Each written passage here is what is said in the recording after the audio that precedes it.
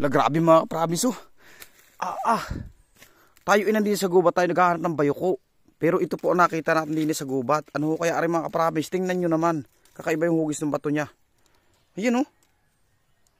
Oh. Bato siya mga kaprabis ah. Bato siya. Ito'y kabibi. Kabibi po or tawag po ng iba dito ay anong bagay yung tawag doon? Anong tawag doon mga kaprabis? Pa-comment naman ako, tingnan nyo. Napakabigat niya, para nasa 1/4 yung kanyang kilo. Nasa 1/4 ito. Sulit oh. Tingnan nyo naman oh. Bakit nagkakaroon ng ganito sa gubat?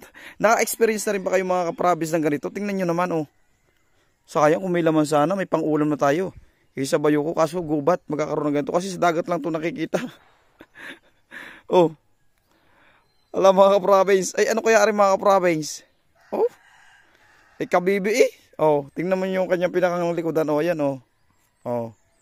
Kabibi ho talaga. Oh, kung may laman sana ay talagang aring bigat na rin, pang-ulam na rin mga kaprabis. Oh. Ay nandini ho tayo sa gubat eh. Naghahanap tayo ng bayokoy aring nakita natin. Ay presyo kaya aray mga kaprabis. Ay baka aray may presyo. Ay ano kaya, pa-comment na lang. Oh, ay siya. Ay hintayin ko mga comment ninyo mga kaprabis. God bless.